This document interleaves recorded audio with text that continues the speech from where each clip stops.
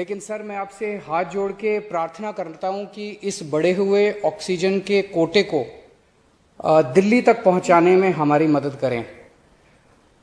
एक एस्टीमेट के हिसाब से दिल्ली को 700 टन ऑक्सीजन की जरूरत है। आपने हमारा कोटा 480 टन कर दिया, बहुत बहुत शुक्रिया। लेकिन पिछले 24 घंटों में इस बढ़ाए हुए 480 टन में से भी केवल 350 टन ऑक्सीजन दिल्ली पहुंच पाई है। प्रधानमंत्री जी, जब से ऑक्सीजन का संकट शुरू हुआ है मेरे फोन बजते रहते हैं। कभी कोई अस्पताल कहता है कि 3 घंटे की ऑक्सीजन बची है, कभी कोई अस्पताल कहता है कि 2 घंटे की ऑक्सीजन बची है। हम कारण जानने की कोशिश करते हैं तो पता चलता है कि पीछे किसी राज्य ने दिल्ली के लिए ऑक्सीजन लाने वाले ट्रक को रोक रखा है। हमने मदद के लिए केंद्र सरकार में कुछ मंत्रियों को फोन किए। शुरू में उन्होंने खूब सहयोग किया सर, लेकिन अब वो भी बेचारे थक गए हैं। सर, देश के संसाधनों पे तो 130 करोड़ लोगों का अधिकार है ना। अगर दिल्ली में ऑक्सीजन की फैक्ट्री नहीं है तो क्या दिल्ली के 2 करोड़ लोगों को ऑक्सीजन नहीं मिलेगी? जिस राज्य में ऑक्सीजन की फैक्ट्री है, क्या वो दिल्ली की ऑक्सीजन रोक सकते हैं?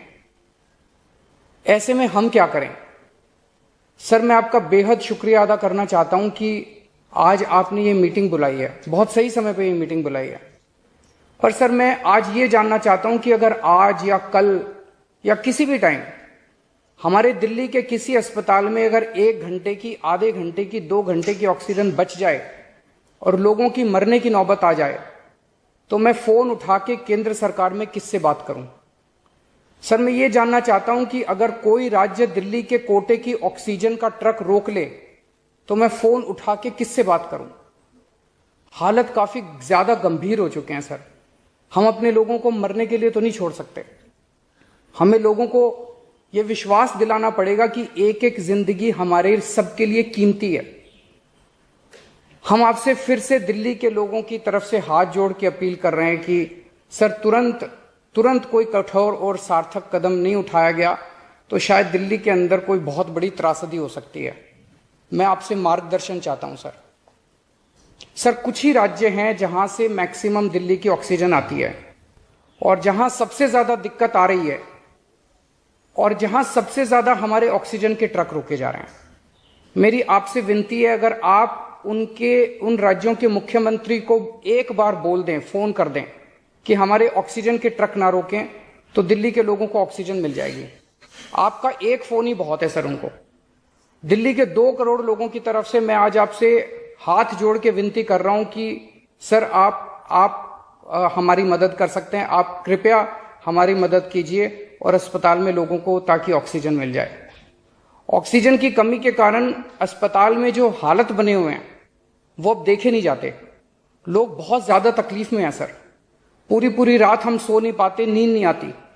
इनका मुख्यमंत्री होते हुए भी मैं कुछ नहीं कर पा रहा। डर लगता है कि ऑक्सीजन की कमी से कहीं कोई बड़ा हादसा ना हो जाए।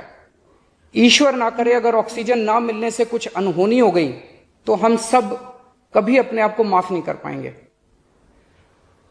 प्रधानमंत्री जी, कोरोना से देश को बचाने के लिए एक नेशनल प्लान बनना चाहिए। इस नेशनल प्लान के अंतर्गत देश के सभी ऑक्सीजन प्लांट्स को तुरंत आर्मी के जरिए केंद्र सरकार टेक ओवर करे। ऑक्सीजन प्लांट से निकलने वाले हर ट्रक के साथ एक आर्मी का एस्कॉर्ट व्हीकल रहेगा तो कोई उस ट्रक को फिर आगे रोक नहीं पाएगा। सर, दिल्ली का जो ऑक्सीजन का कोटा आपने बढ़ाया, हम उसके बड़े शुक्रगुजार हैं, लेकिन उसमें लगभग 100 टन ऑक्सीजन उड़ीसा और वेस्ट बंगाल से आनी है। हम परसों से, जब से कोटा बढ़ा है, हम कोशिश कर रहे हैं उस ऑक्सीजन को दिल्ली लाने की। मेरा आपसे निवेदन है कि यहां से ऑक्सीजन अगर हो सके तो हमें हवाई जहाज से उपलब्ध करवाई जाए, और नहीं तो जैसा अभी बताया गया, आपका आइडिया है ऑक्सीजन एक्सप्रेस शुरू करने का, वो ऑक्सीजन एक्सप्रेस शुरू करके वेस्ट बंगाल और उड़ीसा से हमें ऑक्सीजन दिलवाई जाए। आइडिया नहीं, ऑलरेडी चल रहा है सर। दिल्ली तक नहीं पहुंच पा रही, हमारी दिल्ली तक नहीं आ रहा। उसमें अगर हमें दिल्ली के लिए भी कॉरिडोर मिल जाए तो आपकी बड़ी मेहरबानी होगी सर।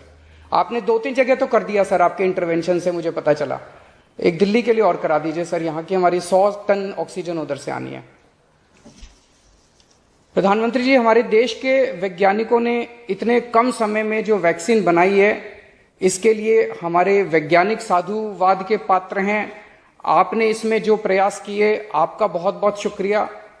अब हम सब लोगों को मिलकर कम से कम समय में अपने नागरिकों को ये वैक्सीन लगवानी चाहिए। इसमें केंद्र और राज्य सभी सरकारों को हमको मिलकर काम करना है। अभी सर, केंद्र सरकार ने आदेश जारी किए हैं कि 1 मई से राज्य सरकारें सीधे कोरोना वैक्सीन खरीद सकती हैं। इसके बाद एक वैक्सीन की कंपनी ने अपने रेट जारी किए हैं कि वो केंद्र सरकार को 150 रुपए में और राज्य सरकारों को 400 रुपए में देंगे।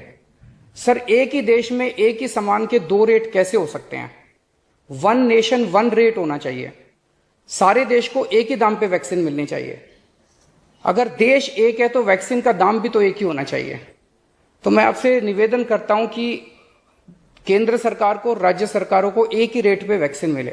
जिस रेट पे केंद्र सरकार को वैक्सीन मिल रही है, उसी रेट पे राज्य सरकारों को भी वैक्सीन मिलनी चाहिए।